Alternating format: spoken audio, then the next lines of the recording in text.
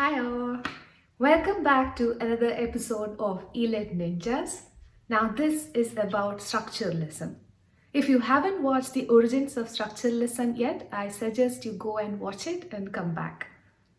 Structuralism believes that the world is organized into structures, and structures are forms made up of units which are organized in a particular order. These units follow particular order and rules as well in the way they are organized and also in the way they are related to each other. In structures, the meaning is not generated by any one unit, but with all of these units working together closely. Let's look at poem as a structure. Which are its units? Sounds, pauses, punctuation, rhyming scheme. These are all units and they are related to each other.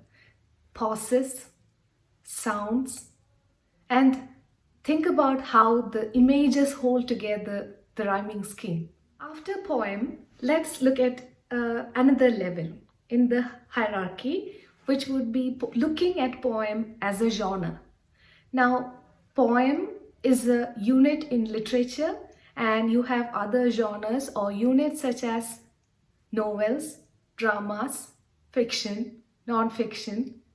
Now, these are all units in the bigger genre, and in this case, we are calling literature the structure. When you find a poem, how do you understand that it is a poem?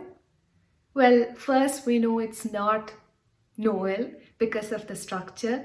The way images used, we know it's not a drama, or the form used, the rhyming scheme used. We all relate it to other forms of literature and try to understand the differences. That all goes on in your mind. Well, then you can fix, okay, this is a poem. Now that we have understood what a poem is in the structure literature, let's look at literature in a broader term.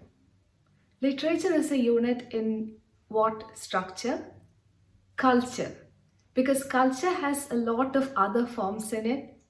Entertainment, media, games, TV, soap operas, reality TV. So you have all these units in culture, among which literature is another unit.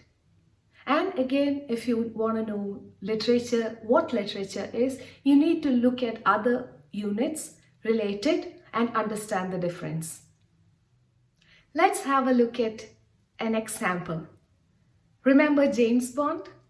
Dun, dun, dun. That's not the background score. I forgot what it was.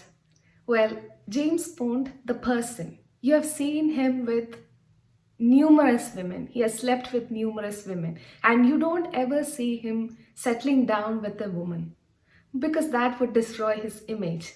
Now, if you use the concept American playboy and look at James Bond, then in the American culture, you understand him as a playboy. It's not harmful, he's just a playboy. You just laugh at it. But if you look at it from a Puritanic culture, and if you take the element of sin and try to understand playboy, the James Bond, then you get a completely different meaning. He becomes a deviant, womanizer, toxic man. So the same element, because of the way we related and differentiated with other units in the same culture, in American culture we got a different meaning, and in the Puritanistic culture we got a completely different meaning. So the one unit doesn't mean anything. It has to work with other units to form meaning or generate meaning. So as a structuralist, you look at the text and understand its setting, characters, voice used to understand how the meaning is produced by the text, how they relate to each other to generate the meaning. In conclusion, structuralism is the study of structures of the text, such as sports, politics, novel, drama, film, with specific attention to the rules or grammar of its elements. I hope you enjoyed structuralism. There's more to come in this series. Please like and subscribe.